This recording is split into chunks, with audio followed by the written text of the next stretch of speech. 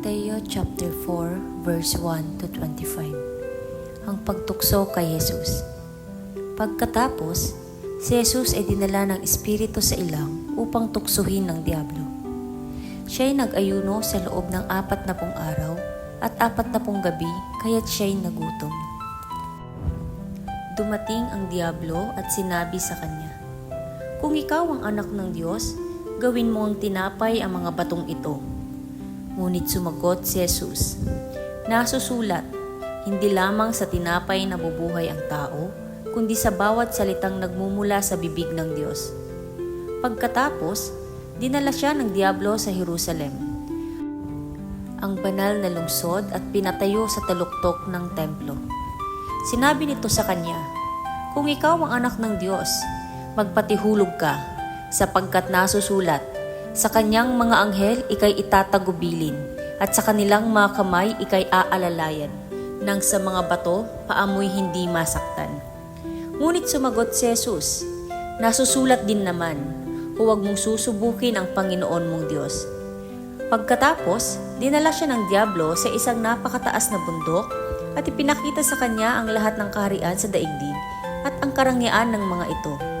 Sinabi ng Diablo sa kanya, "Ibibigay ko sa iyo ang lahat ng ito kung magpapatira pa ka at sasamba sa akin." Kaya't sumagot si Jesus, "Lumayas ka, Satanas, sapagkat nasusulat, ang Panginoon mong Diyos ang dapat mong sambahin, at siya lamang ang dapat mong paglingkuran." Pagkatapos, iniwan siya ng Diablo. Dumating naman ang mga anghel at siya'y pinaglingkuran nila. Ang simula ng paglilingkod ni Jesus sa Galilea. Nang mabalitaan ni Jesus na ibinilanggo si Juan, bumalik siya sa Galilea. Ngunit hindi na siya sa Nazaret na nirahan, kundi sa bayan ng Capernaum na nasa baybayin ng lawa ng Galilea, na sakop ng Zebulon at Neftali. Sa gayon, natupad ang sinabi ni Propeta Isaías, "Lupain ng Zebulon at lupain ng Neftali, daanang papunta sa lawa, sa ibayo ng Hordan, sa Galilea ng mga hintil." Ang mga taong nasa kadiliman ay nakakita ng maningning na ilaw. Ang mga nakatira sa lilim ng kamatayan ay sumikat ang liwanag. Magmula noon ay nangaral si Jesus. Itinuturo niyang, "Magsisi kayo at talikuran ang inyong makasalanan, sapagkat malapit nang dumating ang kaharian ng langit." Ang pagtawag sa 4 na mangingisda. Minsan, naglalakad si Jesus sa tabi ng lawa ng Galilea. Nakita niyang naghahagis ng lambat sa lawa ang 2 mangingisda, si Simon na tinatawag ding Pedro at ang kapatid niyang si Andres.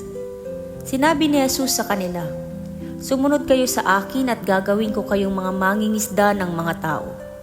Noon di iniwan nila ang kanilang mga lambat at sumunod kay Jesus. Nagpatuloy siya ng paglalakad at nakita rin niya ang magkapatid na Santiago at Juan na mga anak ni Zebedeo. Sila'y nasa bangka kasama ang kanilang ama at nag-aayos ng lambat. Tinawag din sila ni Jesus. Agad nilang iniwan ang bangka at ang kanilang ama at sumunod kay Jesus. Pangangaral at pagpapagaling ni Jesus. Nilibot ni Jesus ang buong Galilea. Nagtuturo siya sa mga sinagoga at ipinapangaral ang magandang balita tungkol sa paghahari ng Diyos. Pinapagaling din niya ang lahat ng uri ng sakit at karamdaman ng mga tao. Ang balita tungkol sa kanya ay kumalat sa buong Syria, kaya't dinadala sa kanya ang lahat ng may sakit at mga nahihirapan dahil sa iba't ibang karamdaman. Mga sinasapian ng mga demonyo, mga may epilepsiya at mga paralitiko, silang lahat ay kanyang pinagaling. Dahil dito, sinusundan siya ng napakaraming tao buhat sa Galilea, sa Decapolis, Jerusalem, Judea at maging sa ibayo ng Hordan.